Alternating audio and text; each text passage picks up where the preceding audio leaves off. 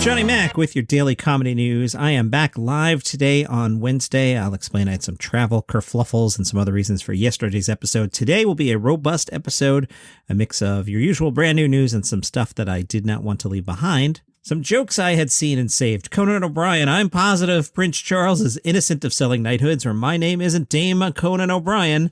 Joe List commented on Ukraine, saying, God, I hope a celebrity says something inappropriate soon so we can get back to discussing what really matters. Late Night's been all over Ukraine. I'll talk about that in the second half. Last week, they were a little upset about the Oscars cutting back, that they're not going to air the live presentation of the documentary short, film editing, and some other categories. I just did the same thing and cut the categories out for time. I understand Oscars, but Jimmy Fallon said, this year, the Oscars are planning to pre-record some awards before the ceremony and air them during the live broadcast. Even more insulting, before the awards are presented, the announcer will say, and now the categories nobody cares about. If they really want to shorten the broadcast, maybe just skip the part where someone explains what an actor is. Jimmy Kimmel, it does feel ironic for the editors to be cut out of the show. How could they do this? I mean, who could forget that magical moment back in 1975 when Ronald Pierce and Melvin Metcalf won Best Sound for Earthquake? I think they should go even further, boil it down to Best Actor, Best Actress, and Best Picture, and we can all get to sleep. Some weird Larry David news, I know that's a shocker, from The Hollywood Reporter. HBO has pulled a documentary about Larry David from the schedule. Wait, what happened? Larry David himself requested that it be pulled. The Larry David story, in which David has a wide-ranging conversation with longtime collaborator Larry Charles, was scheduled to premiere Tuesday night on HBO. Monday night, HBO Documentaries tweeted that the Larry David documentary was being postponed, writing that Larry has decided he wants to do it in front of an audience. A trailer for the documentary on YouTube was made private. Prior to it going private, it had shown snippets of David and Charles's conversation about Larry David's stand-up, Seinfeld, and Curb, with Larry David reflecting on his luck in the comedy business. Puck reports that Larry David didn't love the finished doc, which has been, quote, shelved indefinitely in its current state. Puck says that Larry David agreed to the interview with Larry Charles before he knew the documentary would air on HBO. Something's fishy there. The spidey sense is tingling. We'll keep an eye on that. South by Southwest announced their comedy offerings. South by Southwest, March 11th to 15th. Check your calendars. That's coming up soon. Pretty big. Let's take a moment here and I'll walk you through this. All South by Southwest badges, that includes your Platinum badge, your Interactive, your Music, and your Film, are welcome to all South by Southwest comedy showcases and conference sessions. The participants in alphabetical order by first name: Alyssa Stonoha, Andy Haynes, Anthony Atamanuik, he's great, Blair Socci, Bonnie McFarlane, Bruce McCulloch, that's cool, Byron Bowers, Camilla Cleese, Danielle Schneider, Doug Benson, Dulcé Sloan, Eddie Pepitone, Eleanor Kerrigan, Emma Willman, Ian Lara, Jessica Michelle Singleton. So not the all-stars here. Here's an all-star. Jim Gaffigan, Joe DeRosa, John Cleese. This list just got a lot better all of a sudden. John Gemberling, John Daly, Kiri Shabazz, Liza Traeger, Logan Gunselman, Marina Franklin. Apparently the M's are into the alt scene because we have Mary Lynn Reiska, Matt Besser, Matthew Broussard, I love him, Mike Lawrence, Mike Yard, Mitra Johari, Nick Thune, Punky Johnson, Rich Voss, Ricky Velez, Rosebud Baker, Sandy Honig, Scott Thompson, Sean Patton, Shane Torres, Stewart Goldsmith, Vanessa Gonzalez, Yamanika Saunders, plus surprise guests and more. There are Comedy Festival special programs, including Adult Swim presents Three Busy Debras, Ass Cat, which is a legacy UCB thing, The Comedian's Comedian, A Night at the Comedy Store, Comedy with the Cleeses, The Creek in the Cave, Doug Loves Movies, Find Your Beach, Gotham Comedy Club, Improv for Humans, Matt Besser's 420 Show, Roast Battle, The Stand NYC, Wide World of Doug's, and Would You Bang Him? The festival will kick off on Friday, March 11th, with a discussion led by John Cleese. A panel of up-and-coming comedians join the comedy icon for an informal conversation to discuss his groundbreaking, often provocative career and working in comedy today. Hey, young up-and-coming comedians, for the love of God, please do your homework. Please actually watch a lot of Python. Please actually watch Faulty Towers. Please actually watch Fish Called Wanda. Please actually watch some James Bond movies. Please actually pay attention to what he's been doing the last 50 years so you're not like, yeah, comedy, huh? I hate when they pair the old and the young don't know what the old is up to. The following night, Cleese and daughter Camilla take the stage for a variety hour of comedy and chat, equal parts familiar love and cantankerous banter, blah, blah, blah. Next paragraph. Throughout the various challenges of the pandemic, comedy scenes around the country found ways to adapt and persist, blah, blah, blah. A renowned launching pad for New York's funniest Gotham Comedy Club, which is a great club, will return to the festival with a killer lineup of comedians from the famous stage, no names mentioned.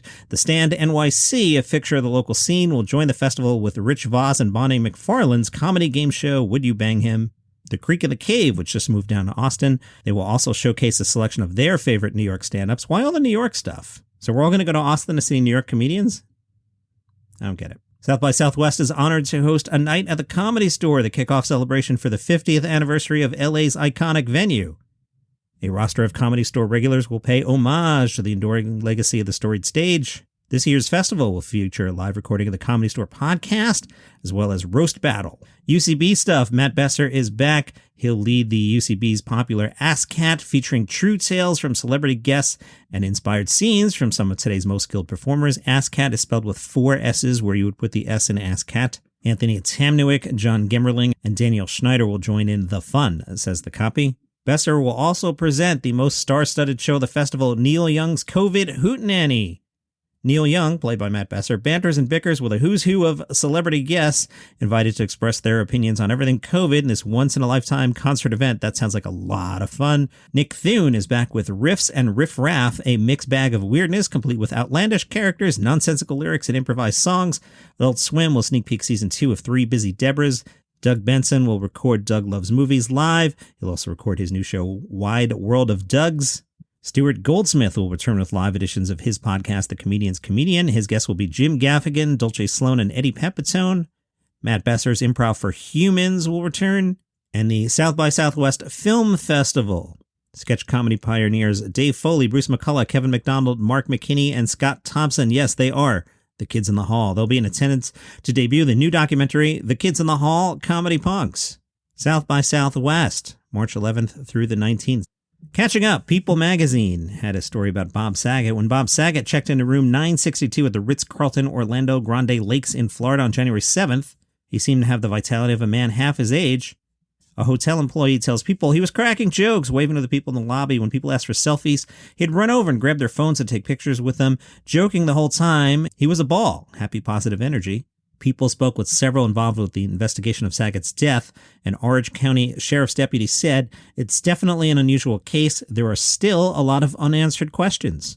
The last time Saget was caught on surveillance video, he was seen exiting the elevator of the 9th floor and walking down a long hallway towards his room. Authorities who have seen the footage tell People nothing seemed out of the ordinary. Using his key card, Saget entered his room at 2:17 a.m., hung a Do Not Disturb placard on his doorknob, and locked the door from the inside. The door didn't open again until the following afternoon when security found him. Here is the working theory. Authorities checked the marble end tables and counters in the bathroom, but found no traces of blood or hair. They believe Saget lost consciousness in the bathroom and fell backward onto the marble floor, striking his head. They believe a groggy Saget regained consciousness and stumbled into the bed, where again he lost consciousness and died. His time of death was estimated to be around 4 a.m., about 12 hours before his body was found. I want to talk about this week's Saturday Night Live. I didn't get to watch it until the Monday night. After the next break, I'll tell you what was going on with me. All good, just travel. I thought that Mulaney episode was, for sure, the best episode of the season. The best episode in a few seasons. The monologue was really, really good. My note there, though, this was the monologue where he was talking about breaking up with his drug dealer. So it was good that John addressed at least half of the elephant in the room. He didn't talk about his marriage, but he talked about his intervention. So I liked it, but what I didn't like about it was a comedian doing his regular routine as opposed to a Saturday Night Live monologue. It's like when you see somebody go on a late night talk show, are they funny or do they go straight for just heading for their act? And you can, of course, be both. And Mulaney was clearly funny in his monologue, but it was his act. It wasn't just talking to the audience and doing an SNL opening, if you know what I mean there. But very funny. I thought it was a little too long. He could have gotten out after the drug stuff, and then he tagged on a second session. I forget what he did there, but it was a few minutes too long. But again, really strong. Then looking at the sketches, Monkey Judge was hilarious. The pet shop thing was hilarious. The dinner COVID discussion, pretty good. In the 4 slot, Please Don't Destroy actually got on TV and actually got on TV before 12:55. Hopefully Lorne Michael starts giving them more run. So that was a great start to the episode. Then we got to the sketch with the Five Timers Club. It was okay, but it was moving along well. Candace Bergman can't do comedy at all. But Steve Martin carried it, and then Conan walked on and just crushed. Jost and Che did their thing. I found it interesting. There were no characters on the news this week. I've never really been a fan of the characters on SNL. I would rather just hear Jost and Che do their thing, so I loved the news this week. The Subway musical about the churro was on point. The slime sketch was really good. There I wrote a note. The sketches this week seemed longer than usual, and I don't mean it in a bad way, but I just felt like there were fewer of them and they went on longer, but in a good way. They were strong sketches. I might be making that up. I'd have to do a count of how many sketches are in a usual SNL versus this week, but best episode of the year. The writing was so much better. So is that because John Mulaney worked with the writers? Is it because they had an extra week, maybe extra 2 weeks because of the Olympics? So instead of crunching a show in 6 days, this is the result of what happens if you give the writers 21 days to make an episode? I don't know. Thought it was really good. Deadline's keeping tabs on Kate McKinnon. She's starting to close in on some records. She's now moved into 6th place for all-time sketch appearances. She's moved ahead of Bill Hader. I don't have the list of who's been in the most. Kate McKinnon, 806 sketches since joining in 2012. Bill Hader was in 805 between 2005 and 2013. Somebody who was not on the episode this week was Pete Davidson, which I noticed after 3-4 sketches, and I was like, hey, where's Pete Davidson? This is suspicious. Well, calm down, Johnny Mac. A source close to Pete Davidson confirmed to E! News that he wasn't going to be on the episode, even though it was hosted by his close pal John Mulaney. So there's no super conspiracy there. Maybe John Mulaney's like, oh, I can't believe you're dating Kim Kardashian. Oh yeah, I can't believe you're dating Olivia Munn. No, that didn't happen at all. Pete Davidson was on set shooting his new film, The Home. In The Home, we will see Pete Davidson step into the leading role. He'll play Max, a troubled man who starts working at a retirement home and realizes the residents and caretakers harbor sinister secrets. Could Pete Davidson wind up being like a poor man's Steve Buscemi? He could, right? As Pete Davidson's character discovers more about the home and its inhabitants, he discovers his own personal connection to the building that stretches all the way back to his childhood. Now we'll stop off here at Gossip Corner. Eagle-eyed Pete Davidson fans think they spotted a hickey on his neck. Meanwhile, Kim Kardashian had captioned a post with Ariana Grande's song lyrics, which is interesting because Ariana Grande was once romantically involved with Pete Davidson. Yeah. But about that hickey, Gabriella, a fan of Pete Davidson, said, Pete Davidson said it was nice to meet me. No one talks to me. She posted herself with Pete wearing a Yankees cap, a gray sweatshirt, a denim jacket, and one follower replied, is that a hickey? Today's Daily Comedy News is not at all, in no way whatsoever, brought to you by JetBlue. So I was in Vegas for the weekend doing some stuff. I'll tell you about the stuff in a second. And boy, the flight home that was supposed to take off at 10:40, 11:30. Oh, it's canceled. Everybody make your way from Terminal 3 to Terminal 1 and talk to the supervisor at ticketing. And then we all walked to Terminal 1. They were like, no, the supervisor is back at Terminal 3. So then we had to go to security again, back to Terminal 3, where the supervisor was like, who told you the flight was canceled? It's not canceled. It's taking off at 2 a.m. Okay, let's sit here till 2 a.m. 2 a.m. comes by. A plane lands, some pilot and a crew gets off, and they're like, yeah, we're over our hours. We're not flying anywhere. JetBlue's like, I don't know what to tell you. So I'm just sitting there. I'm booking flights on the fly. At one point, I had booked a flight that was going to take me from Vegas to LA to Philadelphia to make my son pick me up because there was no other options. So I was just sitting there waiting for my Philadelphia flight, which was going to take off at 10 a.m. And then suddenly JetBlue uncanceled the flight that was supposed to take off 10 p.m. the night before. And it took off at 7 in the morning and I got home late afternoon. And these podcasts, I not only have to record them and have some semblance of energy when I record them, I have to write them, and I didn't have the writing in me. So what you're hearing today is basically a double-sized episode, and that's why you got the rerun about Seinfeld yesterday.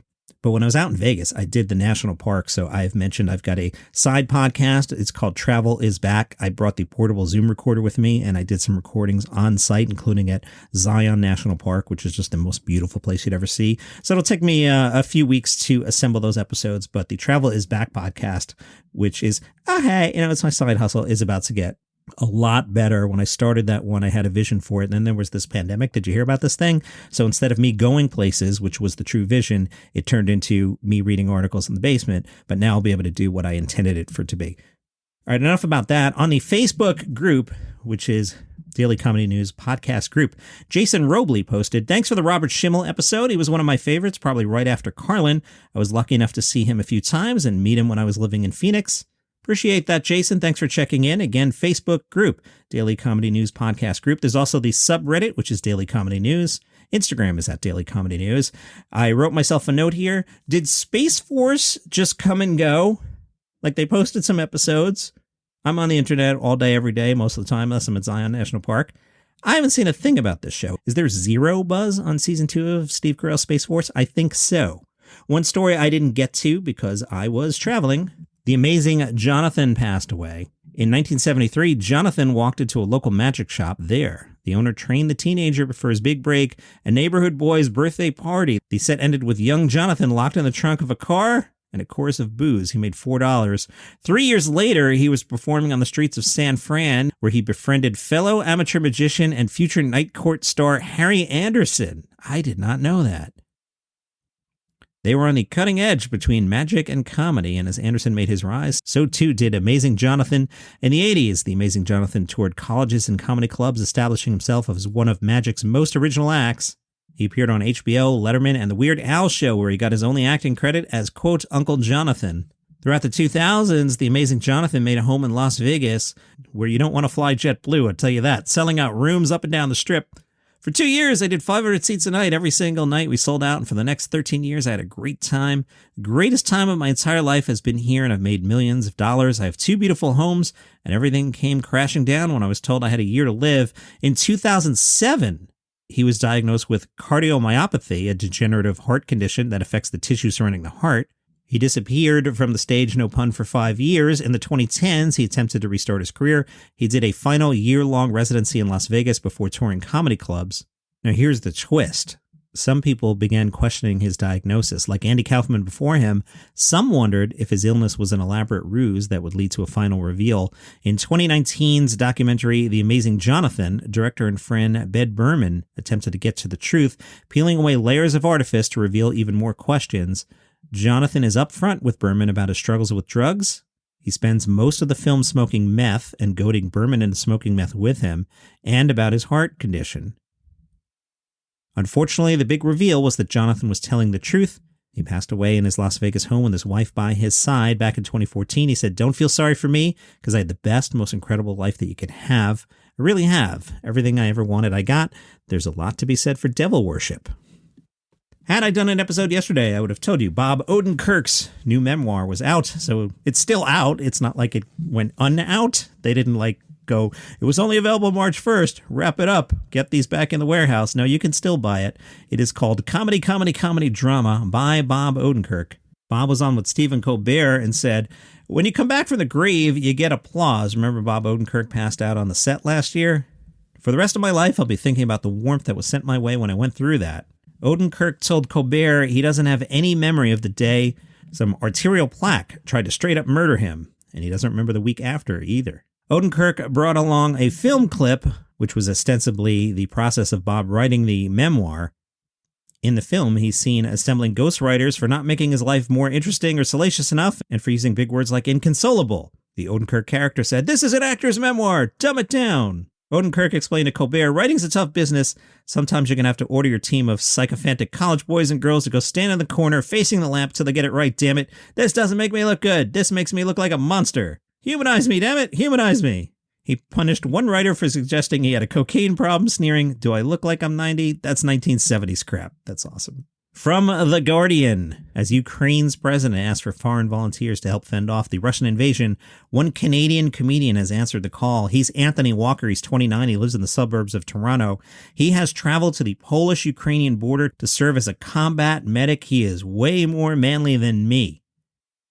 Up until now, he was best known for satirical videos skewering MAGA fans and other conservatives, but lately he's taken on a new role as the Temporary Ukrainian, which is his new Twitter handle. He tweets, "Hello at Ukraine. After a very difficult and teary conversation with my wife, I've decided to go. Do you need extra combat medic? Just get me a flight from Canada to Ukraine." Since then, he flew to Amsterdam, then Budapest, then hopped a train to Poland, and then hitched a ride to a Polish city on the Ukrainian border. As he made his way there, he was stunned by the number of other volunteers. He tweeted, "Holy S, so many people want to help Ukraine. There's a traffic jam going into the country." He explained his reasons for joining the fight. "This war affects everyone. The only people living far enough away that this doesn't affect him are in space. I would go to fight for the freedom that Ukrainians deserve, my family deserves, and you deserve." When he got to the Polish town, he posted on a truck delivering supplies for the Ukrainian army. On Monday, he tweeted with frustration that someone was dying on the Ukrainian side of the border, but his volunteer group was stuck on the other side. "There's a man dying on the Ukrainian side of the border, and we can't help him because we don't have special permission from the Polish Foreign Ministry to cross back and forth." Walker added, 2 years ago, I was denied entry into the Canadian forces due to a rare blood disorder. I bleed too much. Now I'm voluntarily headed to Ukraine to do what my government won't. Late Night had a whole bunch of jokes about Ukraine. These from earlier in the week. Seth Meyers. "So, if you were like most people, you were shocked and horrified, but if you were Donald Trump, apparently you were at Mar-a-Lago watching with a bunch of Palm Beach plastic surgeons and their third wives and thinking, you really got to hand it to Vladimir Putin." Can you hear my voice going? The raw recording here is 30 minutes in already. Camilla, while Vladimir Putin is being condemned by leaders and ambassadors from every democratic country around the world, Donald Trump was complimenting him and, of course, himself, while bombs were falling on a country that did nothing to provoke an invasion. Colbert, as the invasion began, the ex-president took to Russian state media. Sorry, I misread that. Fox News. Great joke. Camel, it takes a special kind of person, a son of a bitch, to see innocent people fleeing their homes and think, how can I make this about me? But nobody does that better than Donald Trump. Kimmel, can you imagine if any other president behaved this way? This would be like if during World War II, Hoover came out and said, "Attaboy, Adolf, sweet mustache. I see what you're doing there." Seth Meyers, the entire world is aghast and horrified. The only people who could possibly think this is a good move are those unemployed fringe weirdos who go on small radio shows. Fallon, keep in mind, Trump also used the words savvy and genius to describe McDonald's dollar menu. Fallon, so honestly, I'm not sure you want to be called a genius by the guy that clogged the White House toilet with classified documents. Colbert, I haven't seen a president cheer on the Russians this hard since the Cuban Missile Crisis when Eisenhower wore the t-shirt, "Khrushchev is a zaddy." Seth, even when he was president, Trump was always so desperate to buddy up with Putin. Even Putin couldn't believe it. Trump was like those rookie defensive backs who would stop Tom Brady after the game for an autograph. "Hey, I know I'm on the team, but huge fan. Don't tell my coach." Putin always had that smile on his face when he's next to Trump like, I can't believe how easy this is. It's just insane that Trump is so desperate to praise a bloodthirsty tyrant like Putin every chance he gets. Trump narrates Putin's every move like he's Tony Romo calling the last drive of a playoff game. Fallon, as you know, Russia's now at war with Ukraine. It's a crazy world we're living in. In fact, President Biden asked the CDC to find a new variant just to lighten the mood. Great joke, Fallon. Vladimir Putin launched a full-scale invasion of Ukraine. I think Putin has lost his mind. Even Kim Jong-un was like, you're not actually supposed to do it.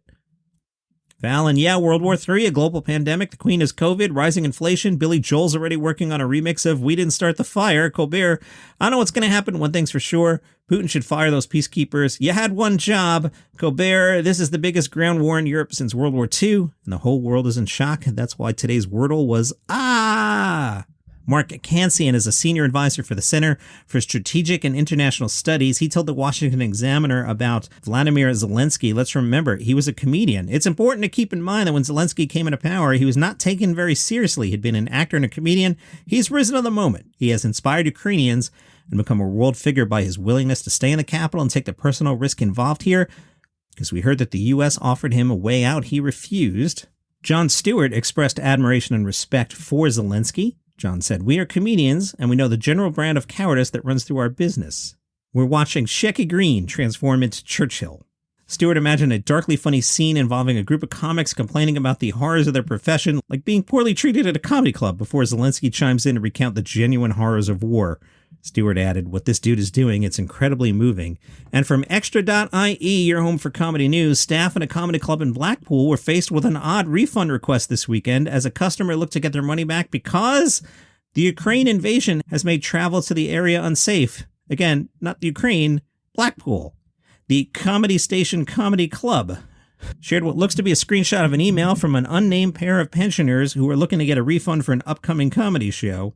A Comedy Station employee said they had offered to transfer the dates on the tickets to accommodate the couple, but the couple refused. The couple asked for a full refund. The club said no, based on the nature of the excuse.